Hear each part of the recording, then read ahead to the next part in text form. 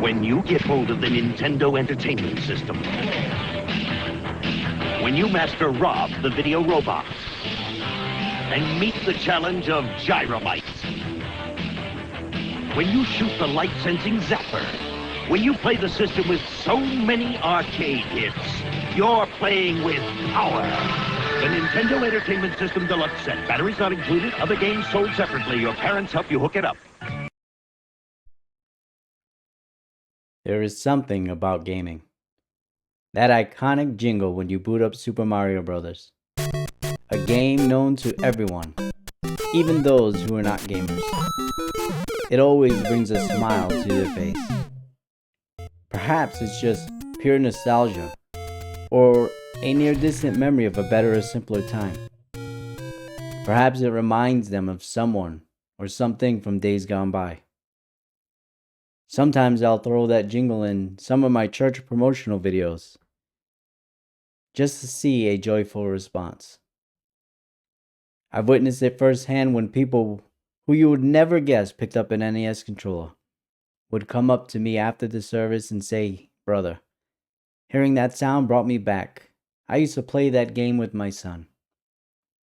And even if it was just for a moment, I could see the joy that memory brought them.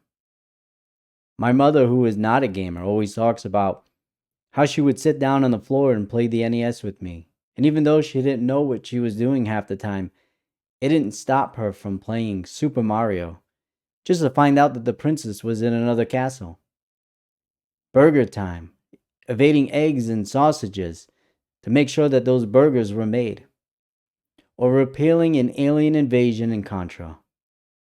All that mattered is we were spending time together. And as a kid, I was none the wiser. I was just happy she was with me. Do you remember opening that console or game you've been wanting for your birthday or Christmas?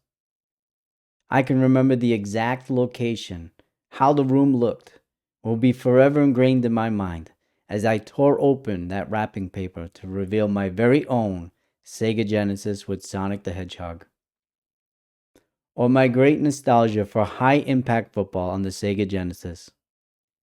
And today I laugh every time I see and play it, because deep down I think it's a terrible football game. But I can't help but think of how that was one of the few games I remember playing with my dad when I was a small child. Isn't that the whole point of gaming? To take us out of this world, even if for a few brief moments, to relive moments of the past, of good times, and to take us out of the present. I recently had a conversation with a man who I sold a Sega 32X via eBay, and he was having trouble setting it up and asked if I could video chat him. If I'm honest, I did so a bit reluctantly, having a preconceived idea of what this encounter was going to be like.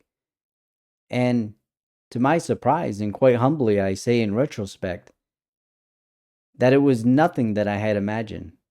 And I'm so glad I made that call. Vinny began to tell me how he hasn't played his Sega Genesis in about 30 years. That he was looking to relive his childhood. He was so excited to get the 32X, and he already had 5 games and had 5 more on the way, and I can see through the video chat his excitement as he began to tell me all of this and what games he had. You can bet I was then determined to get him up and running.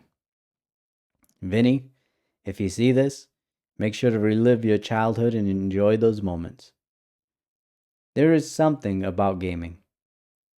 Do you remember that iconic boot up sound as you turn on your Sony PlayStation for the first time, and no matter what game you were intending to play, it brought shivers down your spine?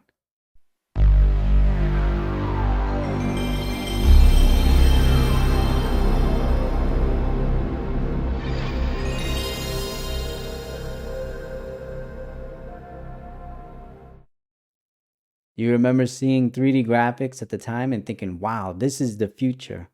And you were both amazed by games like Crash Bandicoot, but also frightened by those crudely polygonal zombies in Resident Evil. I was so afraid to play the game myself, but I loved watching my cousin beat Resident Evil 1, 2, and 3. Do you remember the first time experiencing a console game like The Legend of Zelda: Ocarina of Time? As a kid, I couldn't grasp the idea of, and thought of how this was such a large open world that felt alive, and it had day and night cycles, and the characters would be doing different things depending on the time of day. One of the very first games I truly found myself lost in. Games like Final Fantasy and Metal Gear Solid that would hit you with movie-like experiences and storytelling. There is something about gaming that brings people together. The countless LAN parties I went to playing Halo and Men of Valor. When I worked at Best Buy and we would hook up our Xboxes to the TV wall after hours and play Call of Duty Black Ops. And even the general manager got involved. The couch co-op nights where friendships and family relationships were ruined even for just a moment in games like Mario Party and Mario Kart. Or you had to make up rules in 007 GoldenEye that no one could pick the midget because he was just too hard to shoot. That excitement that would occur when in the last minute you and 3 other friends edged out a victory in FIFA soccer with a last-second goal. The countless Bible study groups we had where we learned about God, the only one who could truly help us, and then finished off with a few matches of Super Smash Bros., Mario Kart, and the ever-favorite Nintendo Land. Man, the Wii U was a disappointing console, but wow, did it provide some of my favorite moments in gaming with people. Do you remember the excitement of a new release game? No.